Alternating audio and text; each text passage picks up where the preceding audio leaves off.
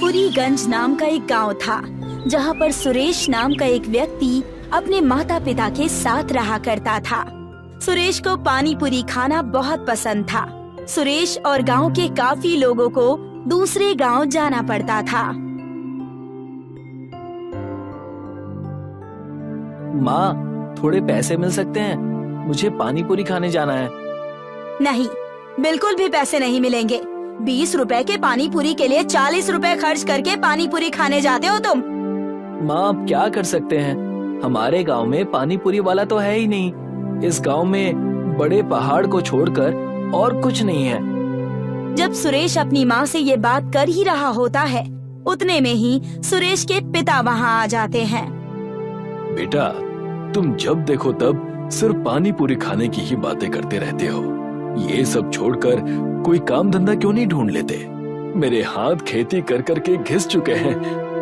हाँ पिताजी, मैं काम ढूंढ लूंगा। जब देखो तब आप मुझे ताना देते रहते हैं। अच्छा छोड़िए, थोड़े पैसे दे दीजिए। पानी पूरी खाने दूसरे गांव सुभाष नगर जाना है। बेटा, तुम कब सुधरोगे? सुरेश के पिताजी सुरेश को पानी पूरी खाने के लिए 50 रुपए देते हैं और सुरेश गांव के बड़े से पेड़ के नीचे जाकर अपने दोस्त रोहन का इंतजार करने लगता है। रोहन थोड़ी ही देर में वहां पहुंच जाता है। क्या हुआ? तुम इतने चिंता में क्यों लग रहे हो? अभी क्या बताऊं रोहन, माँ और पिताजी दोनों ही काम ढूंढने के लिए दबाव बना रहे हैं।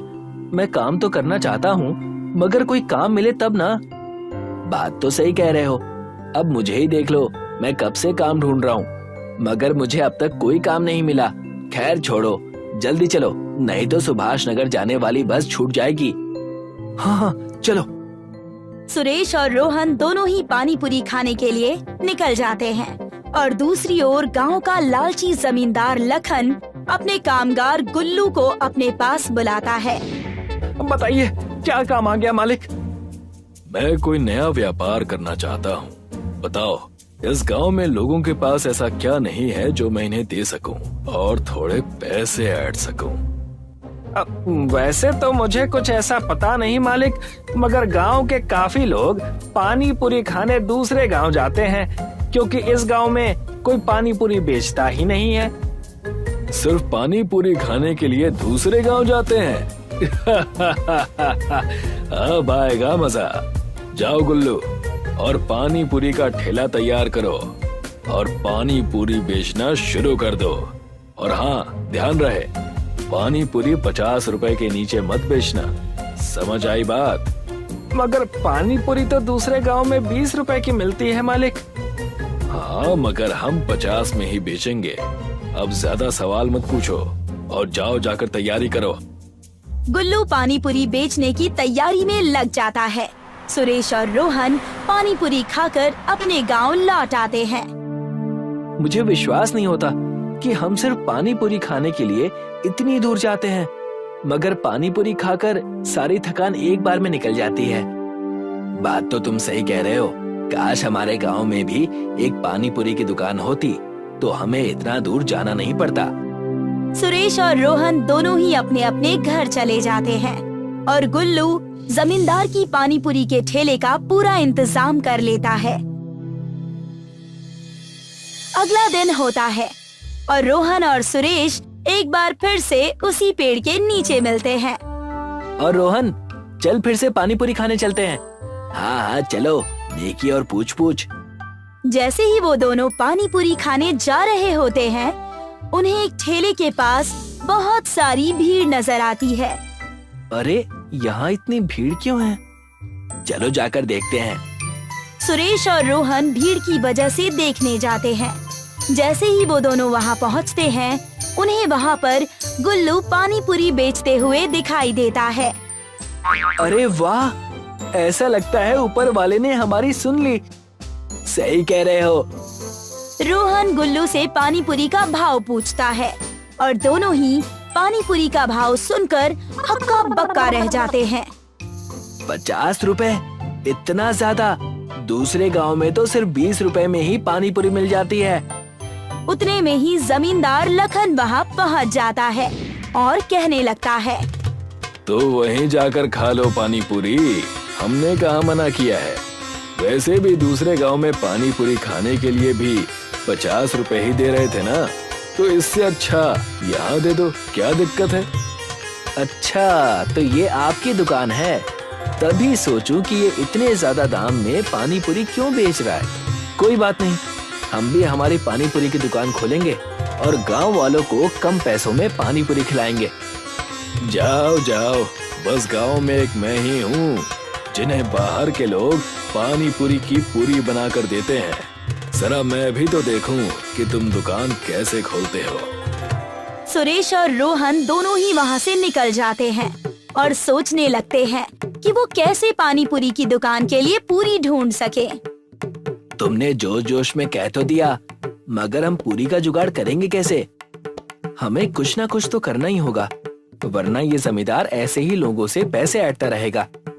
जब वो ये बात कह ही रहे होते हैं, वहाँ से एक बूढ़ा व्यक्ति बड़ी ही थकी हुई हालत में गुजर रहा होता है। पानी, पानी, कोई मुझे पानी दे दो। आप ठीक तो है ना दादाजी? रुकिए, मैं अभी पानी का बंदोबस्त करता हूँ। रोहन, जाओ पास में जो भी घर हो वहाँ से पानी लेकर आओ।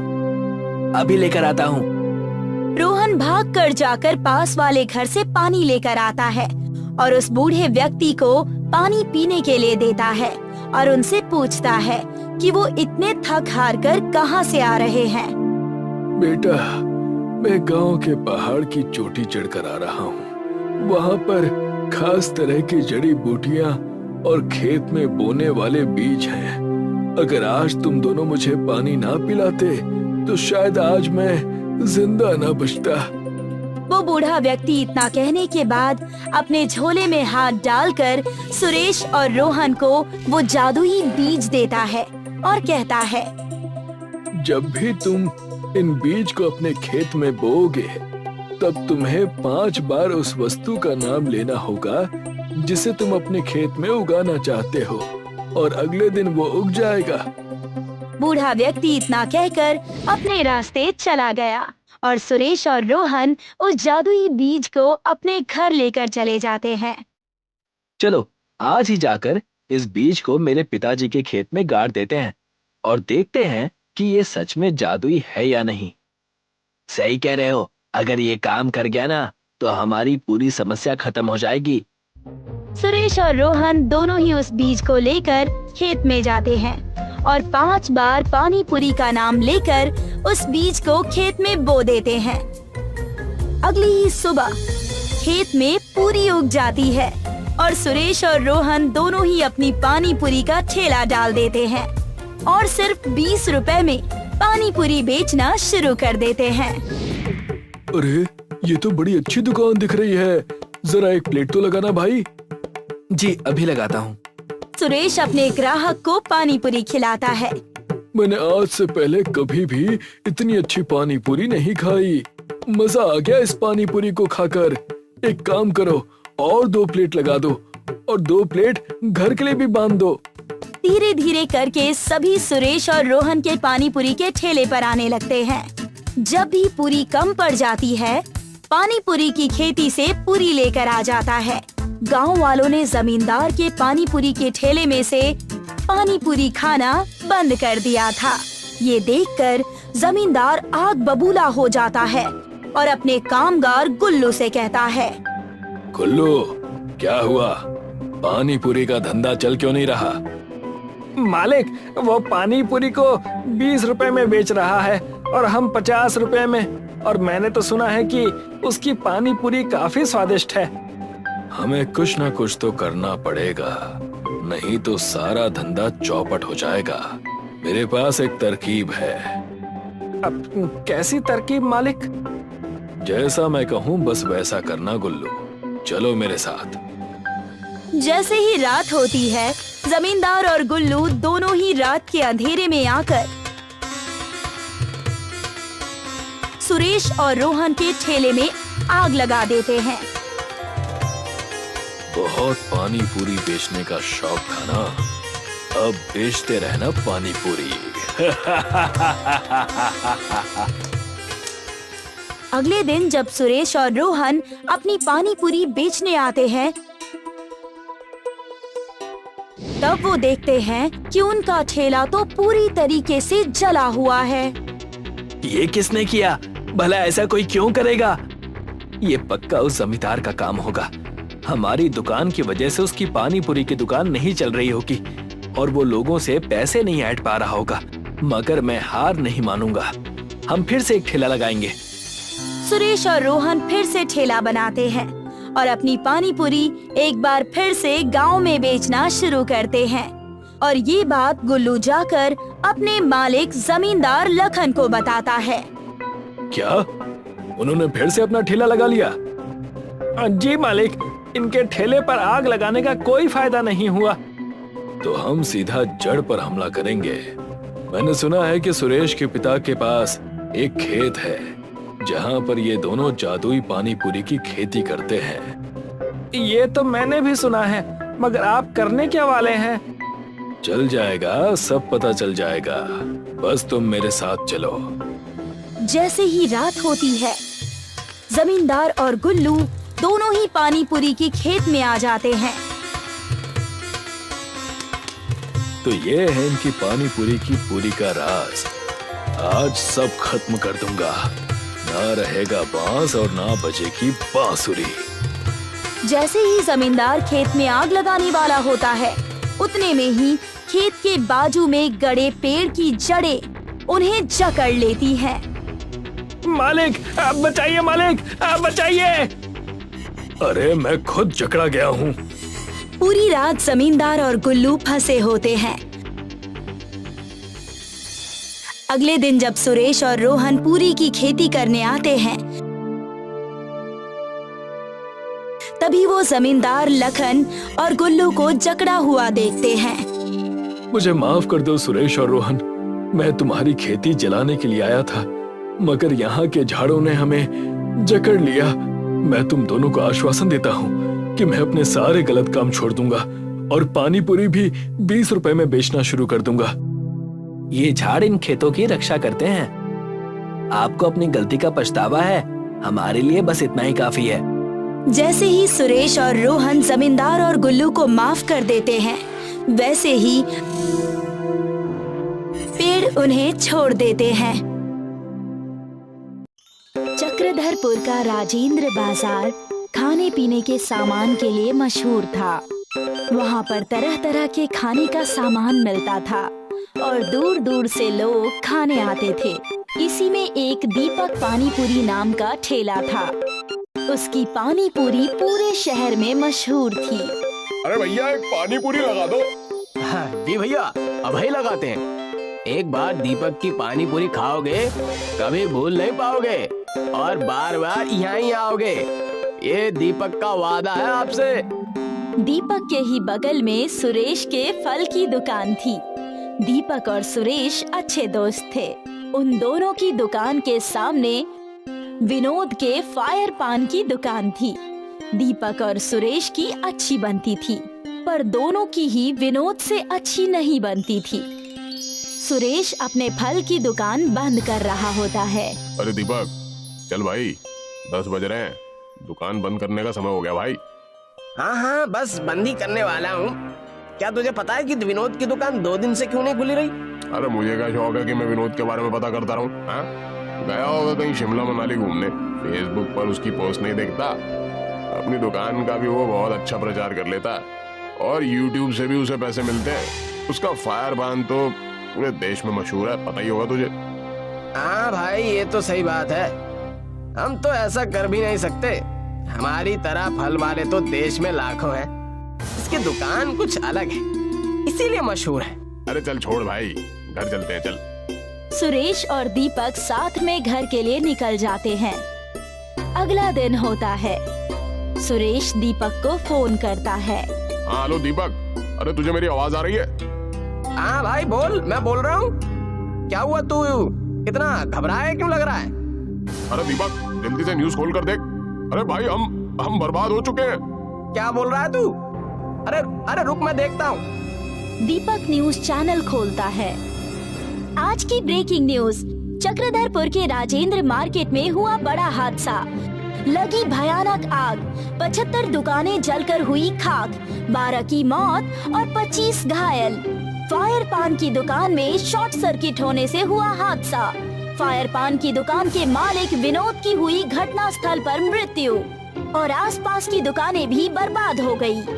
ये सुनते ही दीपक के पैरों के नीचे से जमीन खिसक जाती है। उसे कुछ भी समझ नहीं आता। 2 मिनट के लिए उसका दिमाग काम करना बंद कर देता है। वो सिर पकड़कर जमीन पर बैठ जाता है। तभी उसके दरवाजे पर दस्तक होती है।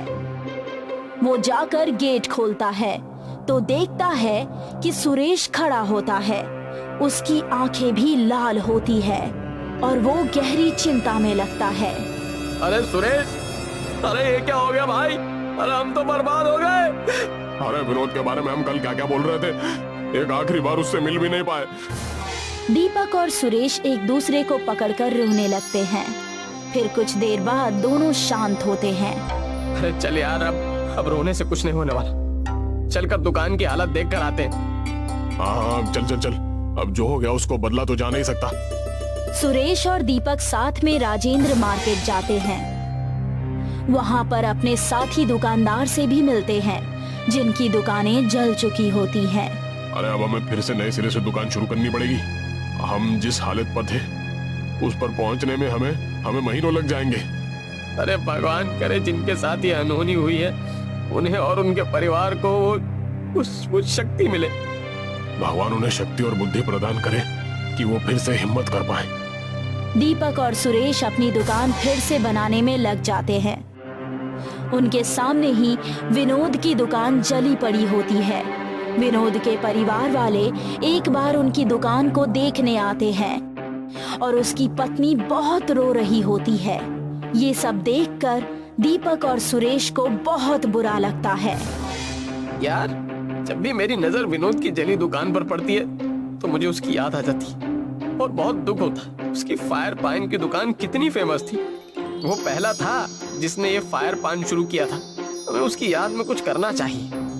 अरे लेकिन हम उसके लिए क्या कर सकते हैं? दीपक और सुरेश की दुकान धीरे धीरे लाइन पर आने लगती है। दीपक और सुरेश रोज विनोद की दुकान देखते हैं और उन्हें बहुत दुख होता है। फिर एक दिन दीपक को एक आइडिया आता है। यार सुरेश, मेरी बात सुन, मुझे एक आइडिया है। क्यों ना विनोद के फायर पान से इंस्पायर होकर फायर पानी पूरी बनाए। इसका क्रेडिट विनोद को ही देंगे। इससे लोग उसे याद भी रखेंगे और हो सकता है हम भी फेमस हो जाएं। हाँ यार, तेरा आइडिया तो बड़ा अच्छा है, बिल्कुल अलग है। मुझे लगता है तुझे ये करना चाहिए। इसके बाद दीपक और सुरेश मिलकर फायर पानी पूरी की दुकान शुरू करते हैं।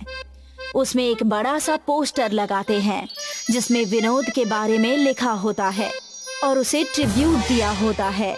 उसमें लिखा होता है कि कैसे दीपक को विनोद की जगह से फायर पानी पूरी बनाने की प्रेरणा मिली। उसमें विनोद के बारे में भी लिखा होता है कि जैसे वो हमेशा कुछ नया करने की कोशिश करता था।